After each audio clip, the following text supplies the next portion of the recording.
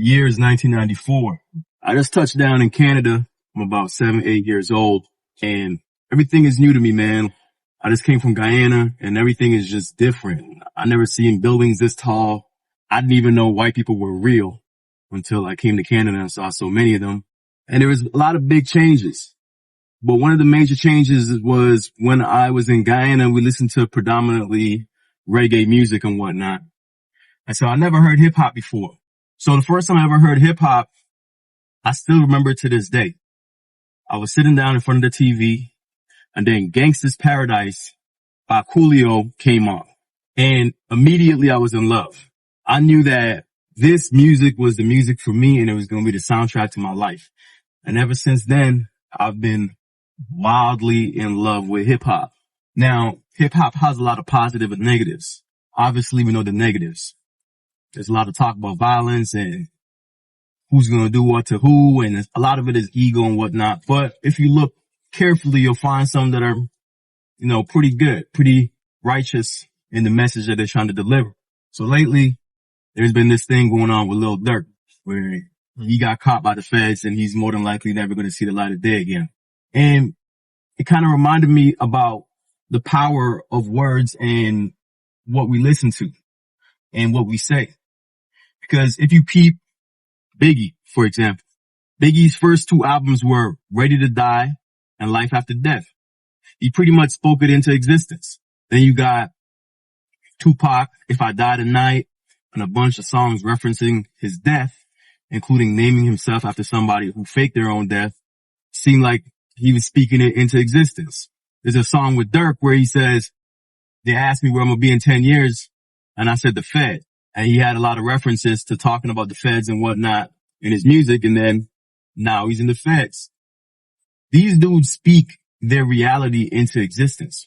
Where it gets a little crazy is that we, the listener, we get to take in that energy. You know what I'm saying? And so even though I love hip hop, I understand the constant and persistent negative energy that it's putting out there. For example, with drill music. Drill music is probably one of the most toxic things to happen in the black community or black culture. Because drill music is really kill music. That's all they talk about. They just talk about killing people and doing all types of crazy stuff. Right? And the kids listen to this, and a lot of these dudes have young, impressionable minds. And so they take in this information and they think that this is reality, and it becomes their reality. If you think about music, think about it as a mantra. Right? A mantra is something that you say over and over to yourself in order to reinforce that into your reality. Music is a mantra. Whatever you listen to on a consistent basis, that's going to be your experience. And that's the tricky part about hip hop. Hip hop is a predominantly black art form, but it's interesting that we don't necessarily curate it. We create it, but we don't curate it. And the people that allow certain types of music to come out into the industry, they dictate what the culture is represented as. And that's real problematic because this music could be extremely toxic if your mind isn't developed. The only thing we have in this world that is fully ours, one thing that we have is fully ours, is what we focus on. And unfortunately, we spend a lot of time focused on negativity based on this music that we're listening to. Now, I ain't trying to come here and preach. I ain't telling you, oh, yo, you shouldn't listen to hip hop and none of that stuff. I'm not saying none of that. I'm just saying, be conscious of what you're putting in your mind on a consistent basis. A couple months ago, I took a 30-day fast from hip hop, which was crazy for me because I had never done that. I listened to hip hop every day for 30 years straight. And then I took a fast from it. I didn't listen to hip hop. But one thing I did learn was I wasn't really even that attracted to other types of music, but I did learn that I could do a lot of things in silence. I could drive in silence. I could walk in silence. I could clean in silence. Before, I used to always have hip hop or some sort of thing playing in my ear as I'm doing these things. With that month off, I realized that, there's power in silence. I could actually hear myself think, and I'm not constantly being programmed with the messages of whatever the music is that I'm listening to.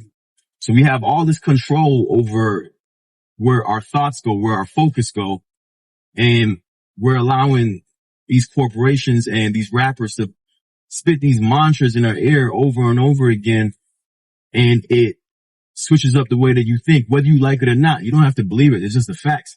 If you're driving and you're listening to classical music, it's going to be like almost like a movie. You'll be driving all slow and you're going to have rhythm to your driving. But if you're driving to like gangster music, you already know what time it is. You're going to be a lot more aggressive.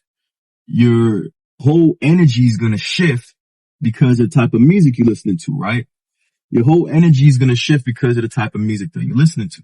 Really and truly, if you like me and you into hip hop and whatnot, but you also want to self-improve and get on your personal development tip, ask yourself this.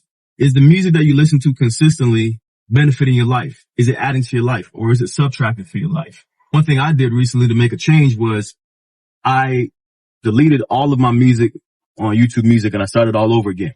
No more gangster rap, no more like I'm gonna shoot you, I'm gonna do that. None of that. The only thing I listen to is music that is talking about making money and thriving. And so I listen to a lot of Larry June, a lot of Don Tripp, Nipsey Hussle, guys that are speaking positivity and they're speaking about things that are going to benefit me and add to my life. You got to ask yourself, do an inventory of the music that you listen to, because the music is part of your programming. The music is affecting your mental state, whether you want to believe it or not. And it's crazy because I'm from Toronto area, and before drill rap, we never had no type of violence like how we have violence now in Toronto. And a lot of the young dudes that's perpetuating this violence is because they're listening to drill music. The crazy part is that they think it's their choice. They think that they made the choice to act the way that they act, when really and truly they're just being programmed by the type of music that they decide to focus on. So ask yourself, are you being programmed? Are you sure the lifestyle that you're living and the way that you're living is based on what you think? Or is it because of some large corporation that understands that humans tend to drift towards negativity and prefer negativity for consumption? They're giving you negativity and now it's becoming part of your life. You got to ask yourself that. At this point in my life, I'm actually kind of happy that I have this realization because I get to go back and listen to a lot of old school hip hop and listen to stuff where they're actually saying something of value. And I'm thankful that even though hip hop did have a negative influence on my life, because there was a point in my life where I was doing nonsense and it was driven by hip hop. It wasn't my parents. My parents were good people. My decisions were driven by what I thought was cool at the time, and what I thought was cool was based off of hip hop. I'm glad that I was able to get past that mentally, and now that my mind has matured and I understand what it is that I'm listening to, I realize it's not real life. And nowadays, I just stay away from it. Some hip hop is just mental junk food. If you want to be real about it, it's just mental junk food. It's all about ego, and everything that's bad for you is kind of pushed as being good in hip hop nowadays. I seen like rappers like Sexy Red and whatnot just talking the craziest stuff, just the craziest stuff. And people are getting programmed by it, man. It's a shame that we have so much power. There's so much power and focus. You could do so much if you focus. All the greatest athletes, entrepreneurs, everybody that does something good is because they decide to focus on something and become excellent at it. They chose their focus, and it's such an amazing superpower. And the majority of us, we choose to focus on negativity and stuff that is curated for us to shape our mindset, and we give that power away. I'm not saying jump off of music or anything like that. I'm not telling you to do anything. I'm just telling you from my personal experience, I've decided that I'm going to listen to nothing but music that uplifts me, because I understand that music is a mantra. Music is a message, and I'm not going to let anybody corrupt my thoughts. If my thoughts were corrupt and that's where I want it to be, then sure, enjoy what you want to enjoy. But as I grow and become better, and as you grow and as you become better, you should understand that the more righteous your thoughts, the more uplifting your thoughts, the better your life. Inputs and outputs. Whatever you put in, you will get out. If you eat bad food, you'll become overweight. If you listen to garbage, your mind is going to become a dumpster. You feel me? I'm not out here saying free Lil Durk. Yo, you reap what you sow, little homie. I wish you all the best. All these rappers, they reap what they sow. I don't ask any of them to come out and be free, because that's ignorant. Because if they're in there because of a result of universal law. You get what you give. You can never escape that no matter what. If you don't get it in that way, you'll get it in another way. You feel me? King Von, same thing. That's universal law. You can't hurt that many people and just live a happy life after that. You know what I'm saying? Like universal law has to catch up with you.